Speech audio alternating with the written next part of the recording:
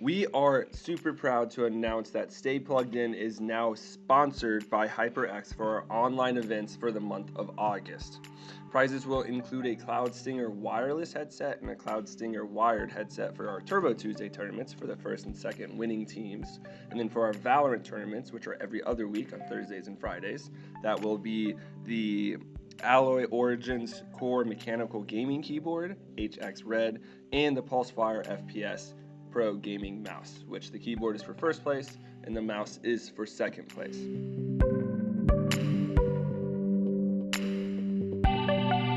Welcome back to Spincast, ladies and gentlemen. My name is Keegan, or Keegabyte on the internet. I am joined today by Josh Chumney of Mississippi State University. How are you doing today, my good man? I'm doing great. Appreciate you having me on the podcast.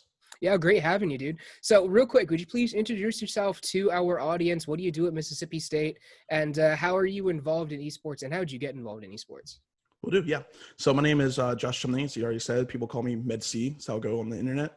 But I've been the president of MSU Esports for the past semester. Previously, I was the vice president. I really just joined the club because I wanted to play Counter-Strike, and that was my passion at the time. I was just a kid wanting to play video games and didn't think about the intricacies that esports has as far as business development and professional development. And I got into the club, started helping out with events, and eventually worked my way up to becoming the president of the esports club. But yeah, esports really started for me when I was young with Call of Duty. And then after Call of Duty kind of slowed down with the games not being as fun and as great, I moved over to Counter-Strike because, I was an FPS guy at heart. And now I'm kind of playing Valorant, keeping the trend going. Seems like a lot of people's common ground, their initial like breaking into the esports space is that Call of Duty scene, game battles and all that back in the day. God, I just dated myself so hard there. But so you guys are still a club at Mississippi State then. Have you guys been pushing for varsity? Yeah, we've been pushing for varsity to some degree. We want to do it right. We don't want to rush into it and get over our heads and then have the school completely take it over and ruin what we built. Not that they would, but most of the people that are in charge at our university aren't as familiar with the esports scene or gaming in general. But our passion and our goal is to have a space and have scholarships and have a foundation under our players that will outlive us as a club.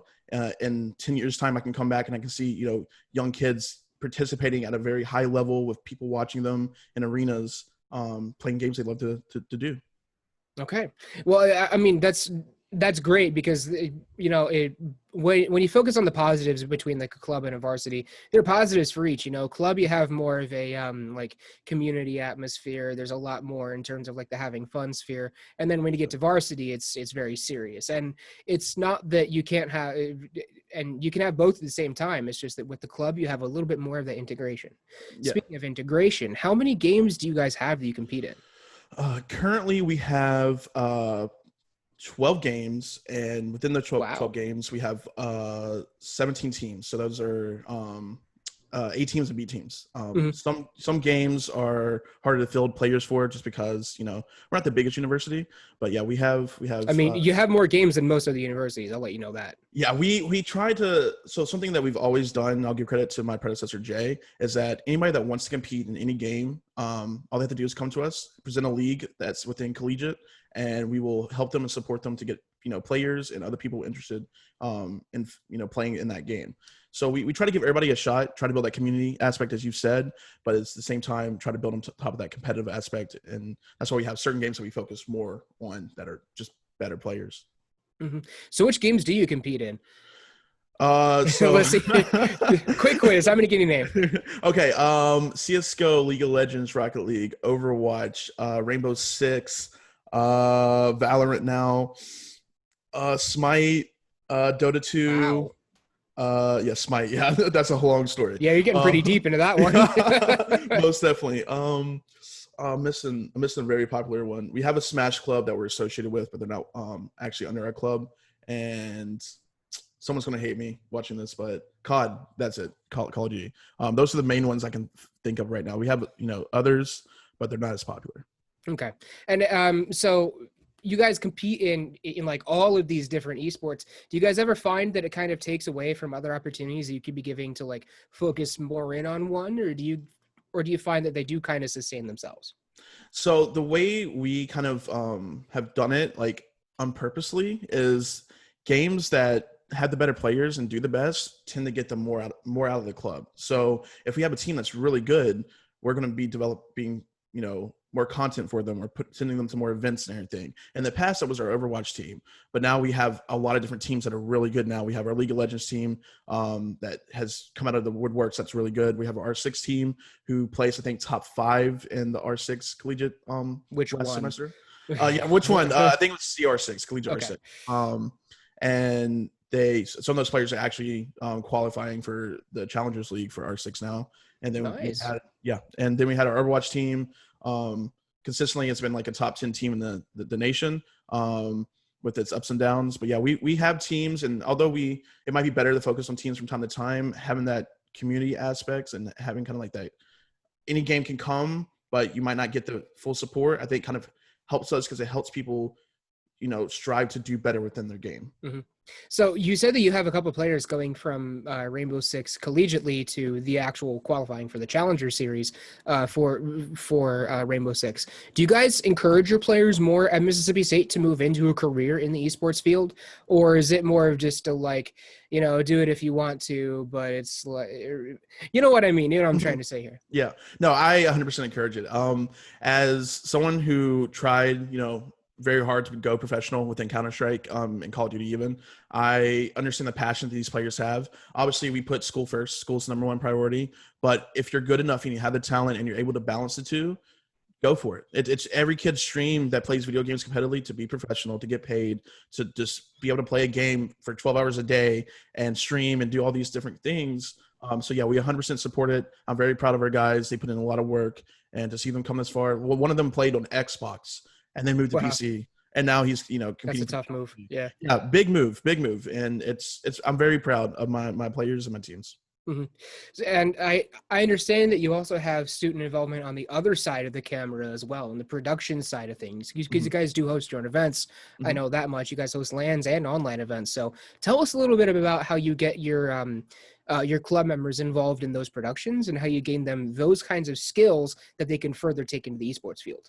I got you. Yeah. So essentially within our club, we have our executives and then our board. Our board sits under our executive committee, and they have there's 7 different areas for them. They house different divisions, so like marketing, production, things like that. And under them, we have coordinators. The coordinators are people that want to reach the board or executive level or want to get more experience, and they're kind of like our handymen. They come, they help us at events and production, things like that. Our vice president of internal affairs, Nathaniel, is actually our big production guy. He set up our production at Egg Bowl that we hosted, and at Bullyland, which we've hosted in the past. Mm-hmm. And he's kind of handled that from top to bottom.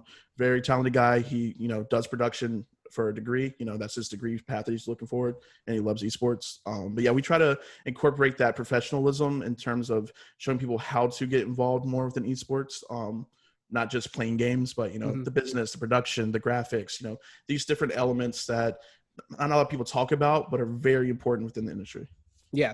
And that's one of the best ways to sustain a career in esports is to go into that production side of things, whether it's as a production manager, I'm a caster. I mean, it's just that's the best way to sustain that life in the esports world and still maintain some kind of stance in the public eye.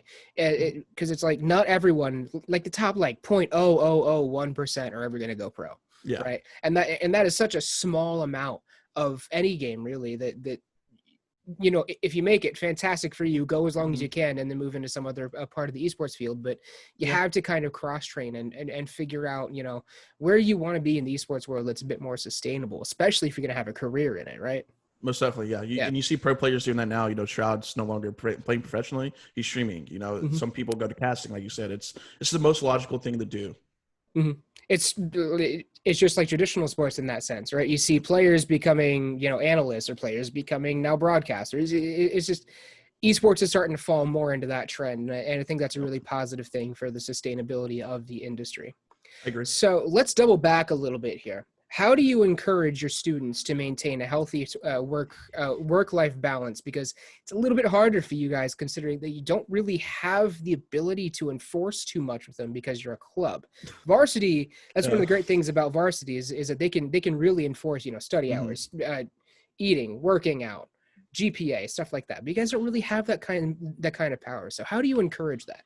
Yeah, it's very difficult. Like you said, we have nothing to hold over their head per se, to kind of get them to be motivated. But what we try to do is, build on the community aspect to make people want to feel more involved.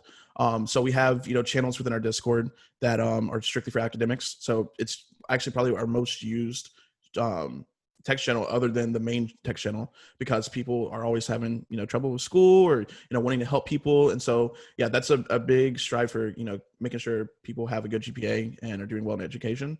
As far as like the healthy eating and things like that, I can't really talk. I'm a big guy myself, but we try our best. But we do go out. In the past, we've played soccer together, gone and played basketball. We try to get our members to go out and do physical activities and hang out in person, because, you can only develop so much skills online and connection online. So we try to push that in-person connection, and try to help our team members come out of their shell, because mostly gamers are introverted. They're not very extroverted. So we try to help them with that.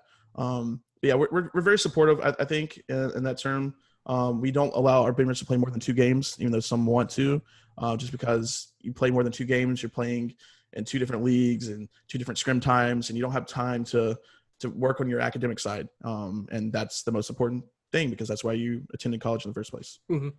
And it's good that you say that, because it does seem like you guys are doing much more than most other clubs, like organizing those social times, organizing those, times where you can go and exercise, whether it be like dedicated weightlifting in the gym, Mm-hmm. or whether it be like actually getting out and playing like a physical sport. And you guys are doing more than most other clubs, and that's nice to see. It seems like you guys really have a handle on how to keep a hold of the work-life balance for your club members. Appreciate that. So I have a couple other questions here. My first one is going to be, and I'm going to say 4 letters and going to understand exactly what I mean. NCAA. So there's been a lot of talk about the NCAA getting involved in esports. There's been a lot of talk about NACE becoming like the overall governing body, and all these other organizations like TESPA, Collegiate Star, and all the other developer-led leagues. So do you feel as though a full governing body behind esports is necessary, whether it be the NCAA or otherwise? Or do you think we should leave it up to the conferences / the developers to do something with? Well, see, that's the issue, right? It's because every game has different developers, and these developers don't want to give the rights to their game to some other company, to use for production or competition. And so it's kind of hard to have a centralized body. I feel like you can try, but I don't see a perfect plan for it. I do think if the grand scheme of things, if everything were to work out and all these games that, competitive esports houses was able to fall under one governing body, it'd be great. I just don't think it's possible. I think it's impossible, improbable, and it would just hurt the scene more than anything. It's better to kind of let it thrive on its own, kind of like, Riot's doing with Valorant right now, and how they did with League of Legends before they took over. And then when it's time, if there's a time to take over and do something with it, then I think it's good. I think you'll tend to see more of the like your Riots and your Blizzards, creating their own collegiate, areas, kind of like TESPA, Blizzard, and things like that, just because they can house their own games and kind of, work on that professional development and everything. It's a recruiting process. That's everything these businesses see, right? It's how do we recruit more people to use our products or to work for us or to do this or that. And that's where I think that the leagues will come in to play, but I don't think it will ever be like the NCAA. Okay. And I've heard some other talk too about maybe having like multiple leagues encompassed under one like big governing body, sort of to just kind of, lend legitimacy to the esports programs at different schools like the NCAA does for athletic programs. So there's a long way to come for that, I feel as though, regardless of whether it's, developers, conferences, or like one governing body, there's a long way to go for collegiate esports in general. Now, I have one more question for you here before we wrap this up.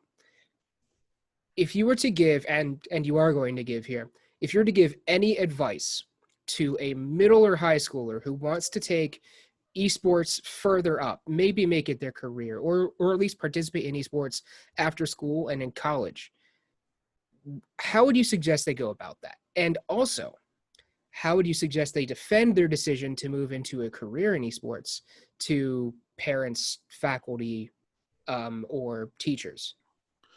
I think the best defense is a great offense, right? So that's a generalized concept. So the best way to go about it is to do well in school, maintain a healthy lifestyle, do all the normal expected things for you as a kid. And then on top of that, play video games competitively, strive your best, do this, do that. And when you get, money coming in, or you realize you're good enough and you start to see advances in there, then you can kind of showcase that to your parents. And if you have parents that are more traditional, that don't understand technology or esports, try to show them the concept that esports is the future of traditional sports entertainment.